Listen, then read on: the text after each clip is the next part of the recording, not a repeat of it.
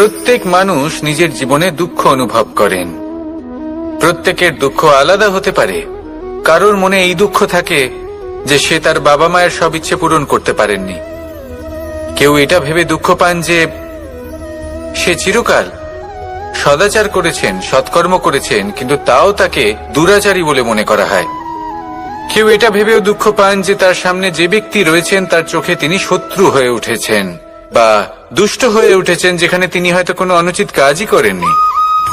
এবার এই সমস্ত বিষয় নিয়ে ভেবে নিজের ব্যক্তিত্ব নিয়ে সন্দেহ প্রকাশ করবেন না।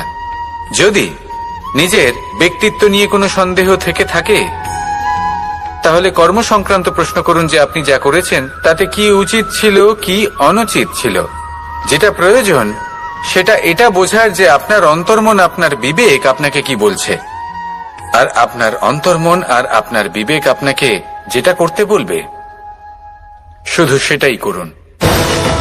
আর তারপরে এই সংসার কি বলবে, কি ভাববে সেসব নিয়ে ভাবতে যাবেন না।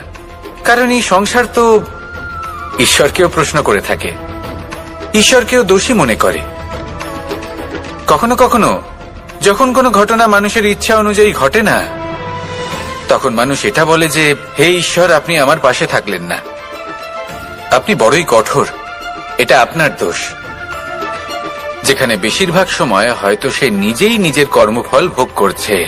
আর কখনো কখনো ঈশ্বর হয়তো তার জন্য আরো ভালো কোনো পরিকল্পনা করে রেখেছেন, কিন্তু মানুষ সেটা বুঝতে পারে না। তাই দিনের শেষে যেটা প্রয়োজন সেটা হলো নিজের মনের কথা বুঝতে হবে। আপনার বিবেক কি বলছে শুধু সেটাই করুন, আর সামনে এগোতে থাকুন। আমার সাথে ভালোবেসে বলুন রাধা রাধা। সবাই বলেন যে জীবনে কাদের সঙ্গ লাভ করছি সেটা খুব গুরুত্বপূর্ণ। এক ঝুড়ি ফলের মধ্যে যদি একটা পচা ফল আপনি রেখে দেন, তাহলে আস্তে আস্তে সমস্ত ফল পচে যায়। সেই জন্য কথায় আছে যে কুসঙ্গ থেকে দূরে থাকো। কিন্তু কি করা যায়? এই সংসার খুবই ছোট। যেখানে আমরা কাজ করি, যেখানে আমরা থাকি, যে পথে আমরা আসা যাওয়া করে থাকি, যে পথে আমরা ভ্রমণ করি, সেখানে এমন অনেক সংখ্যক ব্যক্তি থাকেন যাকে দেখে আমরা মনে করি যে এদের থেকে দূরে থাকতে হবে। তখন আমরা কি করতে পারি? তাদের কি আমরা পরিত্যাগ করব? তাহলে এই সংসারে এমন অনেক মানুষ আছেন, তাহলে কি সংসারই পরিত্যাগ করব? না, সেই ফলের মতন হবেন না যারা একটি পচা ফলের উপস্থিতির জন্য নিজেরাও নষ্ট হয়ে যান। বরং হয়ে উঠুন চন্দন বৃক্ষের মতন, যেটা আসলে সাপেদের বাসস্থান, যেখানে অনেক সংখ্যক অত্যন্ত ভয়ানক বিষধর সাপ থাকে। তারপরেও এই চন্দন, সে কিন্তু নিজের শ্রেষ্ঠত্ব হারায় না, এর মূল্য কিন্তু সেই একই থাকে। মনে রাখবেন, এই সংসারে নিজের সঙ্গ বদলানোর পূর্বে নিজেকে বদলান। নিজেকে কিছুটা এমন ভাবে গড়ে তুলুন যে কেউ আসুক না কেন সে যেন আপনাকে বিভ্রান্ত বা দূষিত না করতে পারে। আসুন আমার সাথে ভালোবেসে বলুন রাধা রাধা। মানুষ জীবনে অনেক ধরনের সুখ লাভ করে, অর্থ সুখ, পরিবারের সুখ, বৈভবের সুখ।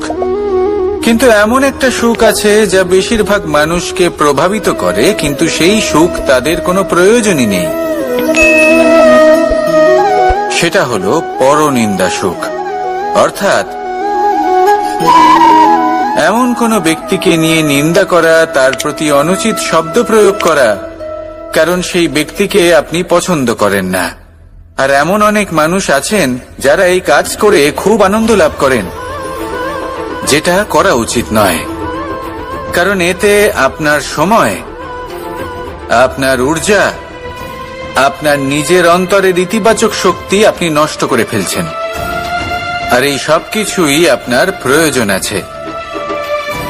যাদেরকে আপনার পছন্দ নয় সেই ব্যক্তির বিষয়ে কথাই বলবেন না। সেই সব ব্যক্তির দিকে মনোনিবেশ করুন যাদের আপনি ভালোবাসেন। সেই সব কাজে মন দিন যেগুলো আপনার ভালো লাগে। সেই বস্তুর দিকে নজর দিন যেগুলো আপনার প্রিয়, নিজের লক্ষ্যের দিকে, এই সব কিছুর দিকে নয়। এমনটা করলে আপনার জীবনে আপনি সেই সব বস্তুর দিকে নজর দিতে পারবেন যারা প্রকৃত অর্থে আপনার জীবন আরো শ্রেষ্ঠ করে তোলে।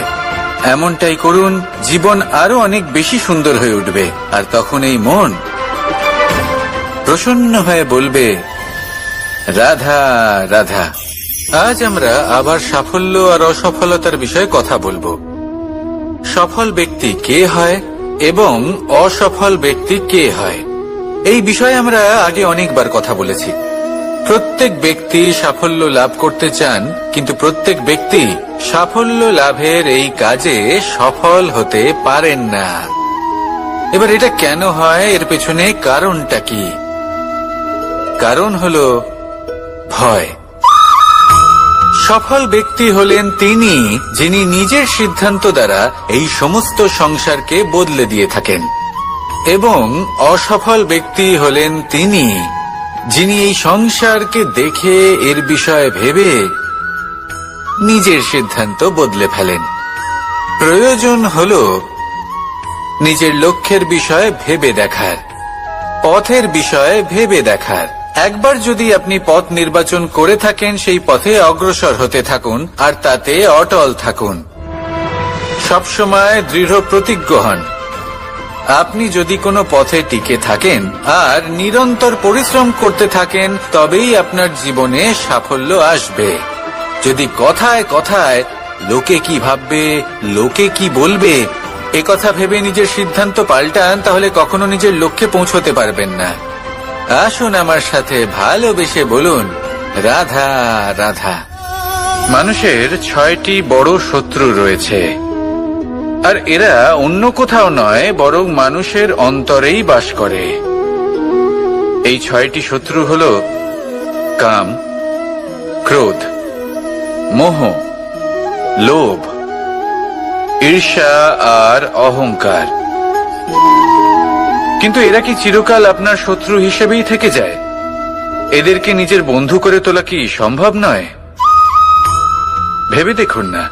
এবার যদি কথা বলি কাম নিয়ে, অর্থাৎ কামনা করা, তাহলে মানুষ যদি জীবনে কামনা করতে থাকে তাহলে সন্তোষের অনুভূতি লাভ করতে পারে না। কিন্তু এই কামনাই মানুষের বন্ধু হয়ে উঠতে পারে। কিভাবে? ধরুন, যদি মানুষ ভাবে আমি আরো অনেক বেশি শ্রেষ্ঠ ব্যক্তি হয়ে উঠতে চাই, আর তার জন্য কর্ম করে, পরিশ্রম করে, তাহলে ভবিষ্যতে গিয়ে শ্রেষ্ঠ ব্যক্তি হয়ে উঠতে পারে কামনার কারণে। অর্থাৎ এই কামনাই ওর বন্ধু হয়ে ওঠে। কিন্তু ধরুন কোনো মানুষ যদি চায় সে শ্রেষ্ঠ ব্যক্তি হয়ে উঠবে, কিন্তু তার জন্য না কোনো কর্ম করছেন আর না কোনো পরিশ্রম করছেন, আর অধর্মের পথে চলতে শুরু করে দেন, তাহলে এই কামনাই তার শত্রু হয়ে উঠতে পারে। এবার যদি এই কামনাকে নিজের বন্ধু করে তুলতে হয়, তাহলে নিজের নির্বাচনে বিচক্ষণ হতে হবে, নিজের মস্তিষ্কের উপর নিয়ন্ত্রণ রাখতে শিখতে হবে। সেটাই করুন আর আমার সাথে ভালোবেসে বলুন, রাধা রাধা। আজ আমরা মানুষের আরো একটি শত্রুর বিষয়ে কথা বলবো, যার নাম হলো লোভ। যে কোনো বস্তুকে অত্যাধিক লাভ করার যে বাসনা, যতটা লাভ করেছি ততটা যথেষ্ট নয়, আমার আরো চাই, আরো চাই, একেই বলে লোভ। এবার এই লোভ আপনার জীবনে শুভ না অশুভ, আপনার মিত্র নাকি আপনার শত্রু, সেটাও নির্ভর করছে আপনার উপর। যেমন ধরুন, কোনো ব্যক্তির অসম্ভব ধনের লোভ, সে সেটা অর্জন করছে আর সেটা সংগ্রহ করছে, আর সেটা লাভ করার জন্য সে অনৈতিক কাজ করছে। যদি এই সব হতে থাকে, তাহলে লোভ কিন্তু আপনার পক্ষে অত্যন্ত ক্ষতিকারক। কিন্তু যদি সেই ব্যক্তি ধরুন ধন অর্জন করছেন, তার সাথে নীতিও পালন করছেন, আর সংগ্রহ করার পরে সেটা সংসারে ছড়িয়ে দিচ্ছেন, যদি এমনটা হয়, তাহলে এই লোভ আপনার বন্ধু হয়ে উঠতে পারে। যদি আপনার সৎসঙ্গ লাভ করার, সৎকর্ম করার লোভ থাকে, তাহলে আপনি কখনো একা থাকবেন না। যদি ভালোবাসা প্রদান করার লোভ থাকে, এই সংসারকে সাহায্য করার লোভ থাকে, তাহলে এই লোভ যা সংসারের শত্রু, সেটা কিন্তু আপনার সাথে পরমাত্মার মিলন ঘটাতে পারে। এবার এই লোককে নিজের মিত্র করে তুলবেন নাকি শত্রু করে তুলবেন, সেই সিদ্ধান্ত আপনারই। আসুন আমার সাথে ভালোবেসে বলুন, রাধা রাধা। কখনো এই প্রকৃতির দিকে তাকিয়ে থাকবেন। এই প্রকৃতি অনেক ধরনের শিক্ষা দেয়। কোন একটা গাছকে দেখুন কিভাবে সে মাটি থেকে জল শুষে নেয়। সে ঝড় হোক বা হোক কড়া রোদ সব সহ্য করে এবং অবশেষে সে ফল ধারণ করে। আর সেই ফল উৎপন্ন করার পরে সে ফল কিন্তু সে নিজে গ্রহণ করে না, এই সংসারকে প্রদান করে, যাতে পশু পাখি মানুষ তারা এই ফল গ্রহণ করে শক্তিশালী হয়ে উঠতে পারে, সুস্থ থাকতে পারে। সেভাবেই নদী, সরোবর এরা নিজেরাও কিন্তু নিজেদের জল গ্রহণ করে না, মাটিকে প্রদান করে, পশু পাখিকে প্রদান করে। সূর্য নিজেও নিজের জন্য প্রজ্বলিত হয় না, সে প্রকাশ ছড়িয়ে দিতে চায় আমাদের সবার কাছে, সে আলো পৌঁছে দিতে চায়। এই প্রত্যেকের কর্মে পরমার্থ নিহিত আছে, আর সেই জন্যই এদের সকলকে পুজো করা হয়। তাই মনে রাখবেন, আপনার কাছে জীবন যাপনের অতিরিক্ত যা কিছুই আছে তা পরমার্থের জন্য। তাহলে তার সদ্ব্যবহার করুন আর আমার সাথে ভালোবেসে বলুন, রাধা রাধা। পরিবর্তন, এটা হলো সৃষ্টির অমূল্য নিয়ম। এই সংসারে সবকিছু সময়ান্তরে পরিবর্তিত হয়, এই সময়ও পরিবর্তিত হয়। পরিবর্তন চিরকাল হয়ে এসেছে আর চিরকাল হতে থাকবে। কিন্তু এবার আমরা সেই পরিবর্তন কিভাবে লাভ করব যেটা আমাদের প্রয়োজন, যেটা আমরা চাই? আমরা জীবনে বিকাশ চাই। এই বিকাশ কিভাবে লাভ করতে পারি? এই প্রকৃতি কিন্তু আমাদের অত্যন্ত উত্তম উদাহরণ দিয়ে বুঝিয়েছে। একটি বিন্দুর উদাহরণ দিয়েছে যা ভবিষ্যতে একটা বিশাল নদীর আকার ধারণ করে। এটা কিভাবে হয়? মেঘ থেকে একটি বিন্দু ঝরে পড়ে সেই পর্বতের ওপর যেখানে হিম আছে।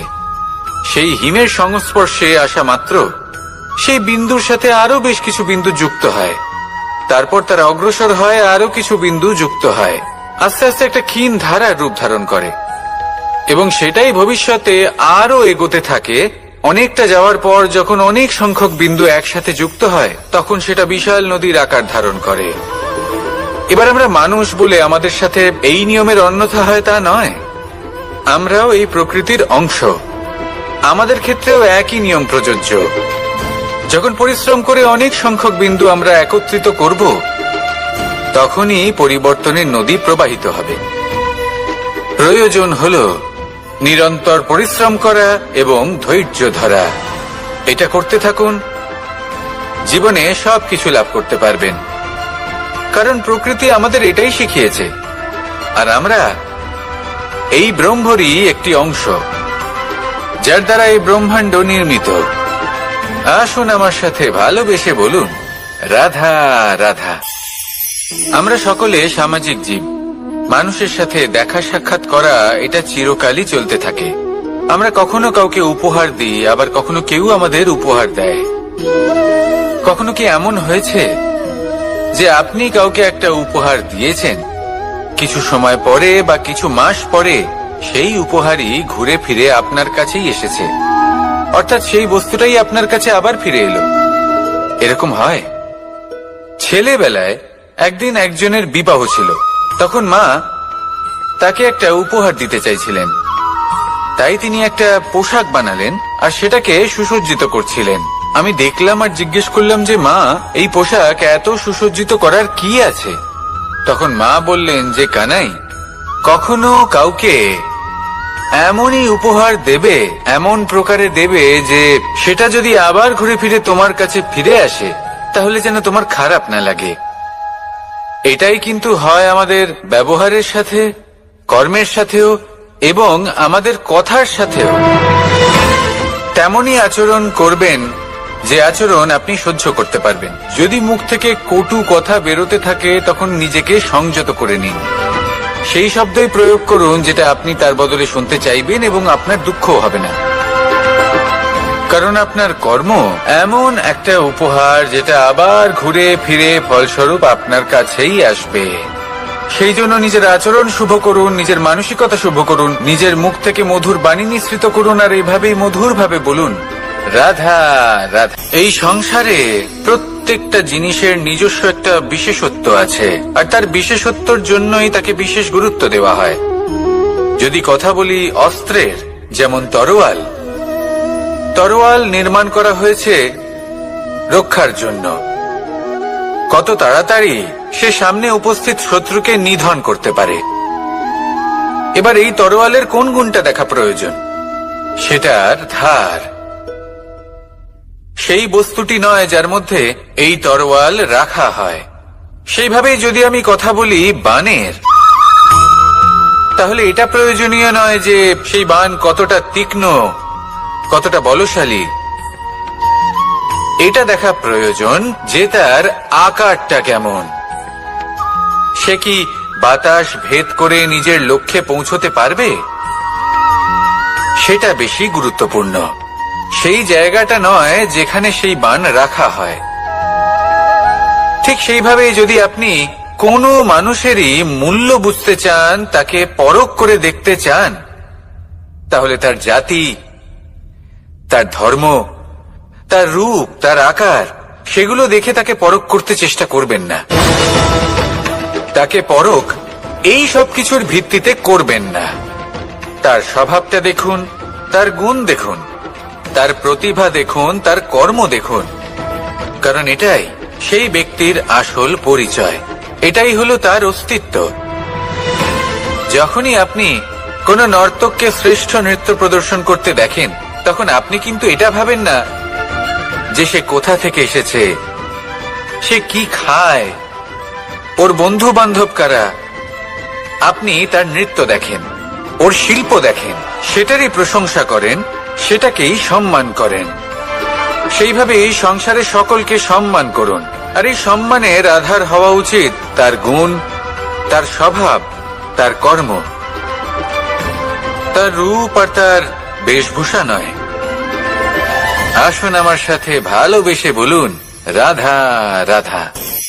এই সংসার বলে যে কৃষ্ণ হলো মহাযোগী, কেউ বলে যে কৃষ্ণ হলো সাংখ্য যোগের প্রবর্তক, কেউ বলে ভক্তি যোগের, কেউ বলে জ্ঞান যোগের, কেউ কেউ এটা মনে করেন যে অষ্টাঙ্গ যোগের প্রভু হলাম আমি। কিন্তু এই যোগ আসলে কি? যোগ বিষয়টাকে বোঝা খুব একটা কঠিন নয়, কিন্তু সেই যোগকে নিজের যাপনের অংশ করে তোলা হলো অত্যন্ত কঠিন, আর তার জন্য প্রয়োজন অভ্যাস। যোগ শব্দটার অর্থ হলো যুক্ত করা, আর এটা আমি ছোটবেলায় শিখেছিলাম। যখন আমার মাখন খেতে ইচ্ছে করত, আর মা মাখনের সেই হাঁড়িটা ওপরে টাঙিয়ে রাখতেন, তখন আমরা ভাবতাম যে অত দূরে পৌঁছবো কি করে। তখন আমরা যোগের বিষয়ে জানতে পারলাম, আর তখন জানতে পারলাম যে সব থেকে গুরুত্বপূর্ণ যোগ আসলে কি? সহযোগিতা, সাহায্য। আমরা সব সখারা একসাথে জড়ো হতাম, একে অপরের পিঠের ওপর উঠে দাঁড়াতাম, আর তারপর আমরা ওই মাখনের হাঁড়ির কাছে পৌঁছতে পারতাম, আর তারপর আমরা সবাই মিলে সেই মাখন ভাগ করে খেতাম। সহযোগিতা, এটা অত্যন্ত গুরুত্বপূর্ণ। পাণ্ডবরাও মহাভারতে এটাই করেছিলেন। ওনাদের সাথেও কেউ ছিল না, একে অপরকে সাহায্য করে ওনারা অনেক বীরদের একত্রিত করেছিলেন। তারপর অবশেষে মহাভারতের এই মহাযুদ্ধে ওনারা জয়লাভ করেছিলেন। রামায়ণে রাম এবং লক্ষ্মণের সাথে কেউ ছিল না। সহযোগিতার মাধ্যমে ওনারা ভাল্লুক আর বানর সেনাকে একত্রিত করেছিলেন, আর এই সংসারের সব থেকে প্রবল রাক্ষস রাবণকে বধ করেছিলেন। মনে রাখবেন, একসাথে মিলে যদি আপনারা কর্ম করতে শেখেন, তাহলে এই সংসারে এমন কিছুই নেই যেটা আপনি অর্জন করতে পারবেন না। আসুন আমার সাথে ভালোবেসে বলুন, রাধা রাধা। মানুষ যখনই কোনো পর্বতারোহণ করতে শুরু করে, তখন সে বারবার পড়ে যায়, বারবার উঠে দাঁড়ায়, সামনে এগোতে চেষ্টা করে, কিন্তু যদি সে দৃঢ় নিশ্চয় করে থাকে, তাহলে সে অবশেষে সেই পর্বতের শিখরে পৌঁছেই যায়। চলার পথে যদি বড় কোনো পাথর চলে আসে, বা পর্বতের কোনো বড় অংশ সামনে আসে, তাহলে সে তার সাথে ধাক্কা খায় না, সে পথ বদলে নেয়। কিন্তু বাধা তাকে সবসময় পেতেই হয়, আর সেই বাধা সে পায় ছোট ছোট পাথরের দ্বারা। তাদের উপর পা পড়লে তার পা পিছলে যায় আর সে পড়ে যায়। এই ছোট ছোট পাথর হলো আমাদের জীবনের সেই ছোট ছোট সমস্যা, সেই ছোট ছোট ভুলগুলো যেগুলো আমরা অবজ্ঞা করতে থাকি। আমরা ভাবি এর দ্বারা কি বা ক্ষতি হবে, কিন্তু সেগুলোই অনেক সময় আমাদের অসফলতার কারণ হয়ে দাঁড়ায়। যত তাড়াতাড়ি সম্ভব এই ছোট ছোট পাথরগুলিকে জীবন থেকে তুলে ফেলে দিন। ভুল হওয়াটা স্বাভাবিক, কিন্তু তার মানে এই নয় যে বারবার সেই ভুলের পুনরাবৃত্তি ঘটবে। ভুলটা বুঝুন, সেটা স্বীকার করুন আর সেটা শুধরে নিন। যখন আপনি এটা করতে শিখবেন, তখনই খুব তাড়াতাড়ি আপনি সেই শিখরে পৌঁছতে পারবেন। আর যখন পৌঁছে যাবেন, তখন এই মন প্রসন্ন হয়ে বলবে, রাধা রাধা। সূর্য এই সংসারকে আলো প্রদান করে। সূর্যের মনে যদি নিজের তেজের জন্য অহংকার জন্ম নেয়, তখন তার অহংকার ভঙ্গ করে মেঘ। সূর্যের আলো পূর্ণরূপে ঢেকে দেয়। মেঘের মনে যদি নিজের গতি নিয়ে অহংবোধ জন্ম নেয়, তাহলে মেঘের অহংকার ভঙ্গ করে পর্বত। মেঘের গতি অবরুদ্ধ করে দেয়। এবার যদি পর্বত নিজের নিশ্চলতা নিয়ে অহংকার করে, তাহলে সেই অহংবোধ ভঙ্গ করে একটি মূষক। সেই বিশাল পর্বতে একটি ছিদ্র করে দেয়। এবার যদি মূষকের নিজের মনে অহংবোধ জন্ম নেয়, তাহলে জল তার অভিমান ভঙ্গ করে, সেই ছিদ্র দিয়ে প্রবেশ করে। আর যদি জলের মনে অহংবোধ জন্ম নেয়, তখন মানুষ বাঁধ নির্মাণ করে তার গতিপথ রুদ্ধ করে, জলের অহংকার ভঙ্গ করে।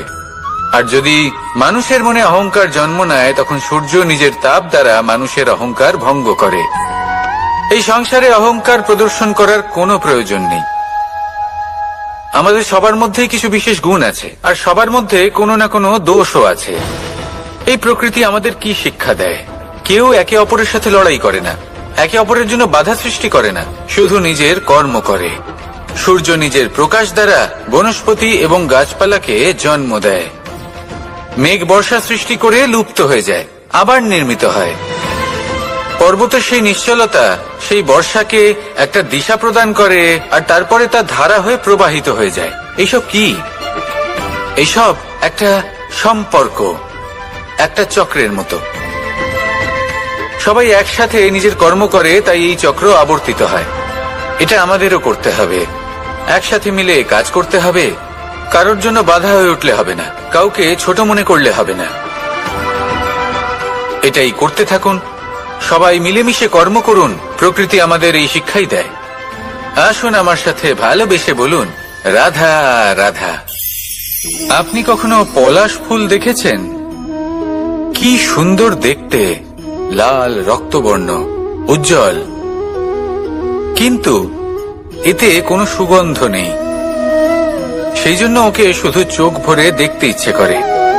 দেখবেন তাকে কিন্তু পুজোতে ব্যবহার করা হয় না, এই ফুল দিয়ে মালা বানানো হয় না। সেরকমই আমাদের জীবনে এমন অনেক ব্যক্তি রয়েছেন যাদেরকে সম্মান অর্জন করতে হয়। যদি আপনি কোনো উচ্চ বংশে জন্ম নিয়ে থাকেন এবং আপনার কাছে সবকিছু থাকে, ধন ঐশ্বর্য থাকে, সবকিছু আপনি আগে থেকেই পেয়ে গেছেন, তাও কিন্তু এই সংসার আপনাকে সম্মান দেবে না।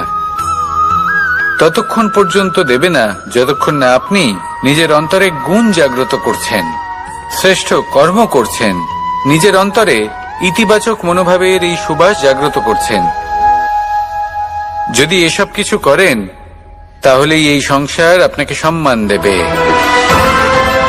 এবার এটা আপনার উপরে নির্ভরশীল যে আপনি কি পলাশ ফুলের মতো হতে চান, নাকি অন্য কোনো ফুল হয়ে উঠতে চান যার সুবাস আছে, যে নিজের সুবাস এই সারা পৃথিবীতে ছড়িয়ে দেয়। আসুন আমার সাথে ভালোবেসে বলুন, রাধা রাধা।